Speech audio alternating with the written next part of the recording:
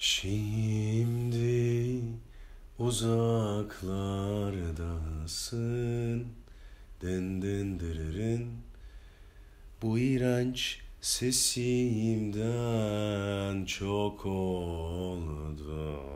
Sen de mi uzun mesafe ilişki yürütüyorsun? Hepimiz bir kere tattık. Amerika Birleşik Devletleri'nde yapılan araştırmaya göre 2000 yılından 2005 yılına kadar geçen sürede uzun mesafe ilişki yürütenlerin sayısı %39 artmış. Yani artık internet var, her şey kolay, FaceTime var filan. Daha çok uzun ilişki yürütülebiliyor. Yani eskiden neticede mektupla, güvercinle nereye kadar yani? Adam bir savaşa gidiyor 3 yıl değil mi?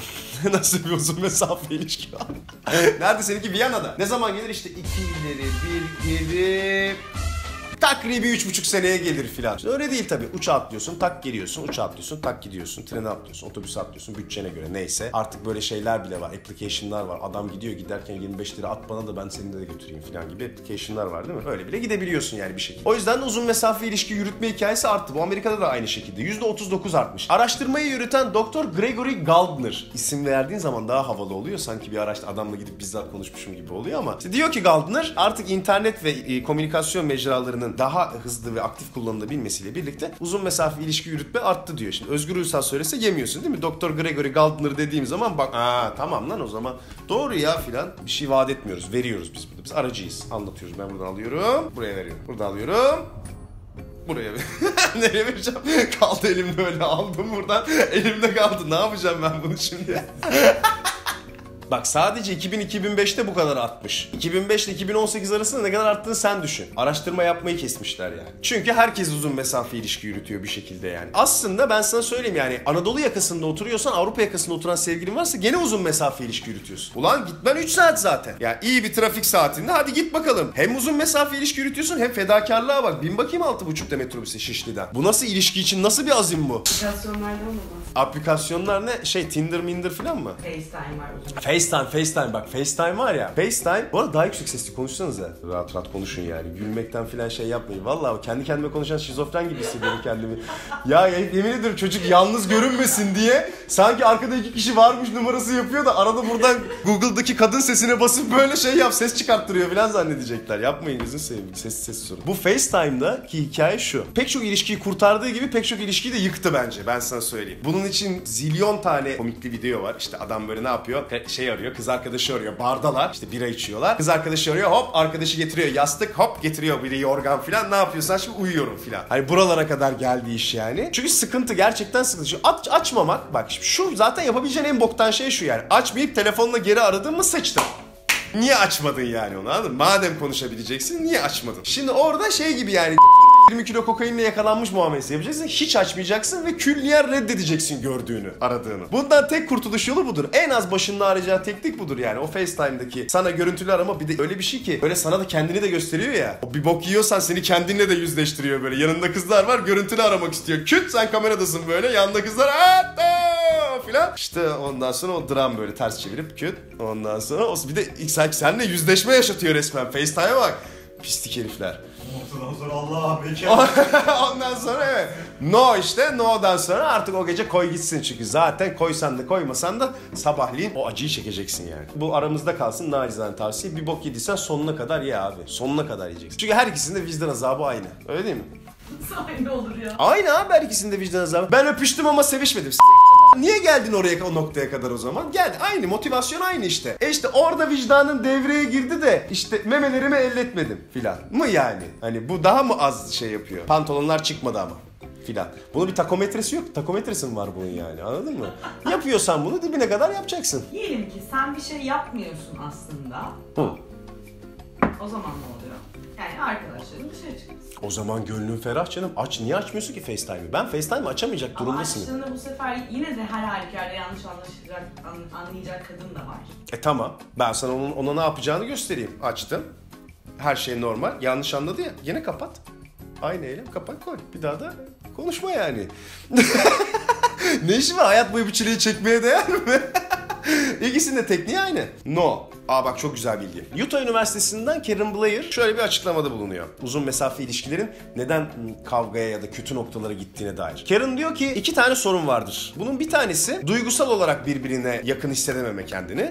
Bu diyor daha çok ilk aşamalarda, yani ilk zamanlarında hissedilir. Ama daha sonra yavaş yavaş eğer ki ilişki devam ederse ve iki tarafta ısrarcıysa bu duygusal olarak birbirini uzak hissetme hikayesi bir süre sonra düşüşe geçer. Yani hissedilmez diyor. Buradaki asıl sorun, yani uzun mesafeli ilişkilerde çıkan kavgaların asıl gerideki motivasyonu günlük aktivitelerin içerisinde sevgiliyle birlikte olamama. Yani sen etrafında sevgilisiyle birlikte olan, sinemaya giden, yemeğe giden, özlediği zaman buluşabilen insanları gördüğün zaman sevgilin de senin de günlük aktivitelerinde, yani dışarıya çıktığında, akşam bir yere gittiğinde, bir davete gittiğinde, yemek yediğinde yanında olamadığı için asıl kavgalar ve sorunlar ve asıl ayrılıklar bundan yaşanıyor diyor. Yani sen duygusal olarak senden uzaklaştı ya da fiziken senden uzakta olduğu için değil, daha çok günlük aktivitelerinde seninle birlikte olamadığı için aslında ayrılıyorsun. Yani insanın motivasyonu şu: zoru tercih etmişsin, tamam, okey, çok seviyorsun, güzel, uzun mesafe bir ilişki yürütüyorsun. Ne kadar uzun olduğunu hiç bilmiyorum bile. Farzı misal Avustralya'da, yani hiçbir şekilde kavuşamıyorsun. Senin buradaki asıl yenmen gereken şey, bu uzun mesafeli ilişkiyi yönetebilmen ve uzun süre devam ettirebilmen için kendinde değiştirmen gereken şey, günlük aktivitelerinde yoksunluğunu hissettiğinde bunu bir ayrılık sebebine dönüştürmemek. Çünkü eğer uzun mesafeli ilişkiyi devam ettiriyorsan ve inancın varsa herhalde bir gün kavuşacaksınız, değil mi? Yani ömrü billah Leyla ile Mecnun gibi ayrı kalmayacaksınız. Yani bir yere gitmeye çalışıyorsun. Bir hedefin var, o hedefe gitmeye çalışıyorsun. O hedefe giderken yolda tabii ki her etrafındaki kız arkadaşıyla karşılaştığında birinin kız arkadaşı, erkek arkadaşı var. Bir yere gitmişsiniz, herkes çift kalmışsın, sap gibi kaktüs. Hani oluyor ya hepimize öyle durumlar. Bu durumlarda bunu suçunu sevgiline veya kadere yapmamak, yani neden ben yalnızım filan, neden benim sevgilim yanında değil, okey, ama bunu bir ayrılık sebebi, motivasyonu olduğunda göz önünde bulundurun. Bu sizi ayrılığa götürür, bu tünelin içine çok girerseniz. Bunu söylüyor Karen. Şöyle bir güzelliği var. Karen diyor ki yani aslında o kadar da boktan bir şey değil uzun mesafe ilişki yürütmek. Aslında diyor belli bir oranda birbirlerinden uzak kalabilen çiftler ilişkinin ikinci aşaması olan birbirini anlama ve dinleme noktasında daha doyurucu olurlar birbirlerine karşı. Yani teknik tabirlerden sıyrılarak şunu diyor: daha az görüşen çiftler daha çok konuşacak konu bulurlar. Hikaye bu. Yani aslında o kadar da kötü bir şey değil uzun mesafe ilişki. Yani şöyle düşün. Benim de vardı mesela. Üniversitedeyken bir uzak mesafe ilişki yaşıyordum. Fransa'daydım. Ondan sonra Sorbonne'da okuyordu filan. Ya yok işte öyle bir seneliğine oraya Fransa'ya gitmişti. Biz de o sırada birlikteyiz. Ben de Ankara'dayım. Yani kültür çatışmasına bak anasını satayım. Ben çiğ köfte yapıp bağlama çalıyorum arkadaşlarımla. O orada Paris'te şarap içiyor. Sorbonne'un çıkışında filan gibi bir durumumuz var bir yandan. Bir yandan da şunu getiriyor ama sana. Her gün görüştüğün kız arkadaşınla ne yaptın bugün? İşte ne yapalım? İş yoğundu. Z raporu. İşte aynen böyle tık alt anladın mı? Ne yaptın? İşte benim ilkokulda öyle dermişim ben anneme. Ne yaptın oğlum okula gittiğin zamanlar? Derse girdik, zil çaldı, teneffüse çıktık, derse girdik, zil çaldı, teneffüse çıktık, girdik, derse girdik. 5 kere söylermişim bunu çünkü 5 tane var. Geri zekalı işte, anne sütünü 2 ay emdiğim için zeka o kadar. Bu kadar söylermişim ama paylaştığım diyalog bu kadar. Şimdi sen normalde de buna geliyorsun sürekli görüşmeye başladığın zaman. Ya bir süre sonra işte ne yaptınız, ne yapalım, işte yoğundu işte filan. İyi, nasıl gidiyor? İyi filan. Ama uzakta olduğunda o webcam'de gördüğün zaman o bir şey oluyor, anladın mı? Yani paylaşmak istiyorsun, onu böyle yükselmek istiyorsun, yükseltmek istiyorsun filan. Bu ayrı bir motivasyon oluyor. Ulaşamamanın cazibesi. Aynen, ulaşamamanın cazibesi çünkü bu ekrandan bir şey olmuyor yani. O yüzden de diline vuruyor mecburen. Hikayesi o. Sonunda haber gelmişti. Tamam, evet. Uzun mesafe ilişkileri nasıl kurtaracağımız mı? Tamam, peki hemen söylüyorum. 5 tane yolu var diyor uzun mesafe ilişkileri uzun süre sürdürebilmeniz imkanı. Bunlardan bir tanesi olumlu kalmak. Evrene mesaj yolla, sektör oradan yap. Elbet kavuşacağız aşkım. Elbet buluşacağız aşkım. Bir gün bunlar geçeceğiz aşkım. Seni bir elime geçireyim de aşkım. Artık senin şeyin neyse, motivasyonun, mezhebin neyse. Ona göre olumlu kalmak yani. Diğeri problemi çözün. Yani bu ikisi birbirine bağlı. Söylemekten çekinmeyin ve problemi çözün. 2 ve 3 bu. Yani eğer bir derdin varsa, sıkıntıdaysan, yani şu değil yani içine kapanıp herkes sevgiliydi akşam yemekte. Sen sap gibi gittin, döndün, webcam'de de gördün. Gitmiş oraya işte master mı yapmaya gitmiş, neye gitmiş, seni de bırakmış filan. Uyuzsun ona da ama kendiyle ilgili bir şey, iyi bir şey de yapıyor, onu da istiyorsun. Ama o uyuzluğun seni böyle içini kemirmesine izin verme. Söyle. Yani bugün arkadaşlarla sinemaya gittik. Herkes çiftti, ben dangoz gibi kaldım de. De bunu söyle. Bırak o zaten mıyın kıyın. Ne yapacak ki sana işte, yapacağı şey böyle kıvıracak işte. Aman aşkım, geçecek aşkım, bilmem ne filan. Ama en azından sen söylemiş ve rahatlamış olacaksın. Uzak mesafe ilişki yürütüyorsan Bir tane de şöyle bir handikap vardı. Hem uzak mesafe ilişki yürütüyorsun hem hatun regli. Olacak. Olacak. Daha da kötü. Olacak. En tepede zirve. Volkan patladı patlayacak yani, anladın mı? Ya bak bu var ya, yaşayabileceğin en kötü şeylerden biri. Sana uyuz ve regli olmak üzere ve uzaktasın. Hiç şu yok yani, anladın mı? Aşkım ya tamam ya filan. Iks filan var ya, o ıks. Hani erkeğin kurtulma biçimidir o. Iks. Hem sus yeter artık ne konuştun, ama aynı zamanda seni çok seviyorum duruyor. O da yok. Alo. Aşkım çok sinirli gibisin. Ne sinirlisi be? Aşkım her şeye bağırıyorsun. Bağırmıyorum ben. Tamam sevgilim. Söylemez de sana hani sonunun muayyen günündeyim filan. İşte bunları söylemekten çekinmeyin diyor. Bunları söylemekten çekinmeyin diyor Karen. Ve problemleri çözün. Bir probleminiz varsa çözün yani. Regl olacaksan da ol yani. Problemini çöz değil mi? Ve bunlardan üçüncüsü de yani 2-3 birbirine bağlıydı ya. Bir vücut gibi döneceğim. Dırın. İlişkilerde balayı etkisi diye bir şey var. Karen diyor ki bunu kullanın. Şimdi balayı etkisi ne, onu anlatıyorum önce. Balayı etkisi senin ilişkinin en başında, o flört aşamasında, o böyle feromonlar havalarda uçuşurken yaşadığın veya işte evlilikten hemen sonra çıktığın balayında yaşadığın seksin iyi olmasının etkisi sendeki. Yani hani o en başı hep iyidir ya. Bu etkiye balayı etkisi deniyor. Karen da diyor ki bu balayı etkisi uzun mesafeli ilişkilerde sonsuza kadar sürebilir diyor. Yani uzun mesafeli ilişki uzun mesafede kaldığı sürece bu balayı etkisini sürdürebilirsiniz. Çünkü neticede olay seksin sayısı değil, niteliği. Sen uzak mesafede kaldığın zaman o kavuştuğun yegane küçük anlarda ne kadar nitelikli birlikte oluyorsan balayı etkisi de o kadar uzun sürer ilişkin boyunca. Aslında her bir araya geldiğinde ilişkinin en başındaymış gibi sevişmek senin elinde diyor yani Karen, en amiyane tabiriyle. Düşüşler sizi rahatsız etmesin demiş kendisi. Ne demek düşüşler sizi rahatsız etmesin? Düşüşler işte senin o yaşadığın acaba ya başka birini mi bulsam daha kolay yanıma şey yapacağım var ya, onu hepimiz düşünüyoruz abi. Ben niye bu yükün altındayım, anladın mı? Tamam lisedeyken sevgiliydik filan da yani üniversitede şimdi niye yani ben Konya'dan Avustralya'ya şey yürütüyorum ki yani? İlişki. O da nasıl bir ilişki yürütüyorsam Konya'dan Avustralya'ya. Ben bunu yürüteyim ya, devam edeyim. Konya'dan Avustralya çok orijinalmiş. Bak şu an karar verdim. Ama şuysa yok. Ya İstanbul'dan Belçika'ya niye ben ilişki yürütüyorum ya filan. Ya gözünün önünde de sürekli insanlar, bir de talep. Hele zaten kadın için, bak erkek için uzun mesafe ilişki yürütmek kolay. Elini böyle vicdanına koyarsın, kendini yumurtaya pilava verirsin. Zaten senin o üniversitedeki o böyle çapulcu tipsiz haline seninle ilgilenecek insan sayısı bellidir. O yüzden çok fazla mücadele edeceğin bir şey yok. Direneceğin şey yok yani. Ama kadın yani düşünsene yani 20 ile 25 yaş arasındasın. 25-30 fark etmez. Master'a mı gittin, üniversiteye mi gittin? En çok bu arada uzun mesafe ilişkilerin yaşandığı bölüm burası olduğu için burayı söylüyorum. Üniversitede gittin abi, tamam mı? Bazen konudan kopuyorum ya lan. Bana vermeyin bunu abi, bana bunu vermeyin. Gittin abi üniversitede, tamam mı? Erkek sen çok kolay. Çünkü erkeğin hikayesi belli yani. O eve zaten gelebilecek kadın dişi sayısı belli yani. Anladın mı? Senin mücadele edeceğin şey az, seyrek. Ama kadın yani cıvıl cıvıl en güzel zamanda erkek arkadaşı gitmiş, yalnızlık çekiyor. Yani tam o Türk filmlerindeki evde kalmış dul hatun yani o. Bir şeyler lazım mı yani? Hani var mı? Bir şeyler lazım mı? Ya yoğurt. Hayır yani seksli meksli bir şeyler. Yoğurdu istersen falan. Çok güzel karikatürdü o ya. Süper. Bayılıyorum ona. Yiğit Özgür'dü değil mi? Yiğit Özgür'dü galiba. Selamlar. Yiğit Özgür. İzliyormuş değil mi Yiğit Özgür ince işleri? Alan kodları farklıysa aldatılma sayılmıyormuş diye bir efsane varmış. Ne? Alan kodu nasıl değişiyor Amerika'da? Eyalete göre mi değişiyor? Eyalete göre. Çok uzak lan eyalet. Eyalet dediğim bayağı buradan şeye çıkıyorsun, Kars'a çıkıyorsun. Bir Texas'ı geç bakayım bir uçtan uca. O olur. Oğlum seferisin lan bir kere kafadan. Ona kabulüm. Ama burada yemez o iş. 0212 0216. Ha Üsküdar Beşiktaş. Ben Üsküdar'da oturuyorum, sen Beşiktaş. Yemez abi o. Biz 212'yiz lan. Biz karşıya kalıyor. O öyle iş. Boku çıkar o işin. 35,5. Ama olmaz aşkım filan. Geçmeyeceksin karşıya. Karşıya geçmek yok. Bana bir söz vermeni istiyorum şu anda hemen Burak. Bir daha asla karşıya geçmeyeceksin. Bu tamamen erkeğin şeyiyle ilgili bir şey yani. Maçan yiyorsa yaparsın, aldatırsın yani. Bu maçayla ilgili bir şey. Yani sen ayrılmayı göze alıyorsan zaten aldatıyorsun. Zaten ayrılmayı göze alıyorsan o zaman niye ilişkinin içindesin? O da apayrı bir şey. Niye insan uzun mesafe ilişki yürütür? Yani çünkü aşkın mesafesi olmaz. Spa!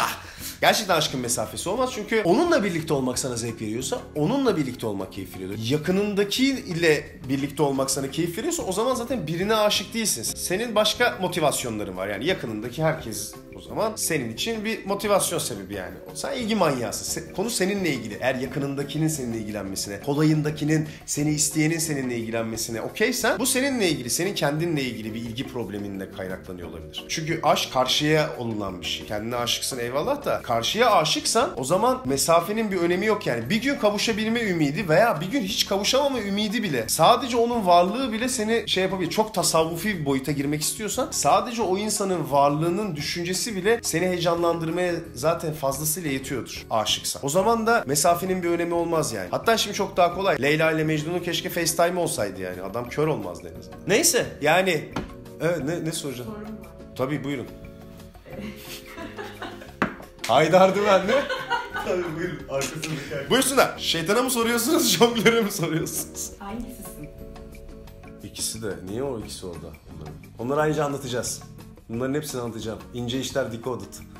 Yakında. Hiç bugüne kadar başıma öyle bir şey gelmedi ha. Hani biri gider, biri gelir filan. Hani olur ya böyle bu tripler. O anda insanın kalbinin atmasını tezahür dahi edemiyorum yani. O manyakça bir şey olmalı yani. O olacak iş değil. Abi bak bu işi yapacaksan seri katil gibi düşüneceksin. Şimdi bir seri katilsen, yakalanmamak istiyorsan, bu durumlara düşmemek istiyorsan seri katil nasıl yakalanmaz? Sen en az yani bir kere bile diyalog kurduğun, bir şekilde ilişkide bulunduğun insanı öldürürsen polis seni bulur abi. Bulur. Ama git sen buradan Bin Doğu Ekspresi'ne git, karşısında hiç tanımadığın birini öldür dön, polis seni bulamaz. Çünkü polisin ilk bakacağı şey senin motivasyonundur. Onunla daha önce bir şekilde iletişim kurmuş olman gerekir. İşte kadın da olsa erkek de olsa yakalanma sebebi zaten budur. Sen zaten motivasyonun olduğu biriyle ilişki kurarsan yakalanırsın. Eğer ki gerçekten gönlünden aldatmak geçiyorsa, yani meyilliysen buna, yolluysan, anladın mı? Bu bir şey meselesi, yapı meselesi. Bunu uzak diyarlarda birini öldürüp ondan sonra gömüp bir daha hatırlamamak üzere yapacaksın.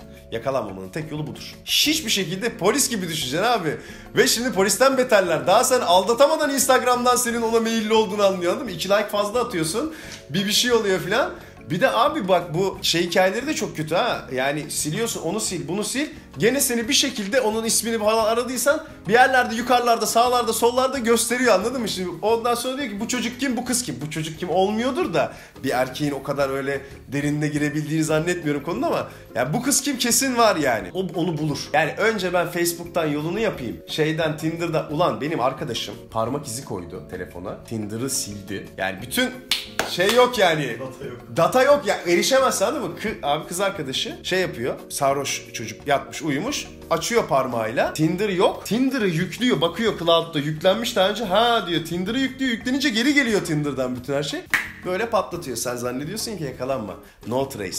Arkanda iz bırakabileceğin bir şey yaptığın anda yakalanırsın abi. Hiç şans yok. İstersen ayak parmağınla, istersen kenarıyla onun şifresini koy. Bir kere zaten şifreyi koydun mu kız şüphelendi ya. Bitti lan. Bir sene koymamışsın şifre. Pentagon'da çalışmaya başladın bir anda sanki. Hani çok önemli bilgilerin oldu. Şey de var ama 2 tane parmak izi de koyabiliyorsun şimdi. Artık şey de var değil mi? Kız da şey diyebilir yani. Benimkini de koyalım o zaman aşkım. Benden bir şey saklamayacaksın herhalde. Hayır mı diyeceksin? Bitti. Demiştin ama yani. Dedim mi ama bak gene aynı şey, daha büyük bok. Hayal gücüne bırakıyorsun. En boktanı. Seni direkt beşli grup seks ve kokain partisindesin sen o andan itibaren. Hani el ele tutuşmuş bile olsan konu bu yani. Pardon, çok yükseldi. Uzak mesafe ilişkilerden aldatmaya geldik bir anda ama fotoğraf mesela. Abi bu delil işte, bunu yapma. Ya sen bunu arkadaşından öğrenmemişsin, filmlerden öğrenmemişsin. Sen bunu hak ediyorsun o zaman. Yakalanmayı hak ediyorsun abi sen o zaman. Sen anladın mı? Ben sana söylemiştim. Bak burada söylüyorum sana. Çekme abi fotoğraf. Şimdi sen biraz önce anlattın. İşte Fransa'ya gitti okumak için ama tanıyordun zaten, aşıktın. Tabii canım, 5 yıllık ilişkim. Bir de uzun ilişkiler var şimdi. Zaten internet üzerinden tanışıyorlar. Evet. Bir de üzerine uzun ilişki yaşıyorlar. Biri Almanya'da, biri Yunan'da. O nasıl oluyor? O sanal seks ya. O ne lan öyle? Ya, iyi ismini de bilmesin, IP adresini bilsin, anasını satayım, öyle şey mi olur? Evleniyorlar ya mesela. İsmini biliyor musun? Yon Niki var bende. Tamam, Almanya'dan şeyle tanışmış, Fransa'dan bir kızla tanışmış. Ondan sonra sevgili olmuşlar, evlenmişler. İnternet üzerinden tanışıyorlar, aşık oluyorlar. Okey. Sonra evleniyorlar. Ben de onu soruyorum. İnternetten mi evlenmişler? İnternetten tanışıyorlar. Hayır, internetten mi evlenmişler? Yani burada mesela nikah memuru adam. Hayır. Sonra bir araya gelip kadın evlenmişler ama. Tamam, o zaman bir araya geldiklerinde anlamışlardır aşık olduklarını. 6 ay, 1 ay. Ama ben sana söyleyeyim, o daha aşk değil. Ete değecek aga. Şimdi sen öyle bir şey yok yani. Hayır yani ya şey yanlış anlamayın ya, hemen nasıl gülüyor ya. Yani hani el ele tutuşulacak, dokunulacak, anladın mı? Sarılınacak. Böyle anlarsın, anladın mı? Sarılınacak. Hani böyle anlaşılıyor bu işler. Öncesini soruyorum. Facebook profilinden. Ulan insanlar, bak dolandırıcılık var orada, büyük dolan. Sen Instagram'dan bir kıza aşık olursun. Ondan sonra o kızla bir tanışırsın. Var ya duvar bükücüler. Arkada kız kendini inceltirken arkadaki duvarı büküyor. Son duvar bükücü. Böyle 30 kiloyu bir şey yapıyor ya. Bir karşılaşırsın ondan sonra vallahi feleğin şaşar. O yüzden yani buradan sevgili olsam bile o böyle yukarıdan çekilen fotoğraflarla değil, insan böyle göz göze gelmeden, elle tutuşmadan anlayamaz aşık olduğunu. Evet, mesafeler uzasa da önemli olan sevginin bağları. Sevginin bağları ne kadar kuvvetliyse mesafeler o kadar önemsizleşir aslında. Devam mı edelim? Bakalım mı da? Bir daha. Şunu yaptım. Tamam, bunu yaptım. Mesafeler ne kadar uzasa da bak adam hapishanede duvardan 30 santimlik delikten öbürünü hamile bırakıyor ya. Mesafenin hiçbir önemi yok aslında. Ne diyorsun ya? Ne diyorsun? Ne diyorsun ya? Benim bugün beyin kafa gidiyor. İçeride böyle şey zangır diyordur. Gerçekten olmuş mu öyle? Olmuş. Ha sen ona mı ne diyorsun Evet, dedi. ona Adam neye öyle diyorsun dedi. Adam santimine Ben takılmış. Ben konuya nasıl girdin diyorsun. Niye öyle şeyler anlatıyorsun dedin zannettim. Allah'ım ne pis insanlarla bir aradayım. Yok be abi, nasıl öyle bir olay oldu ya? Ben de diyorum üstümde pis bir enerji var. Doğru. Mesafeler uzasa da önemli olan sevginin bağlarının ne kadar kuvvetli olduğu. Sevgi bağları ne kadar kuvvetliyse, bir gün kavuşacağız veya onun varlığının ümidi bile ne kadar seni motive ediyorsa o kadar uzun sürer ve o kadar mutlu bir birliktelik yaşarsın hayatında. Önemli olan nicelik değil, nitelik. Tüm tuşlara bastım, bölümü geçebilirim. Bizi beğenip paylaşmayı, lütfen arkadaşlarına da ulaştırmayı unutma. Kendine saklama. Bak burada uzun bir mesafede ilişki yürütüyoruz. Beni kırma. Öptüm, bay. Bu işler ince işler.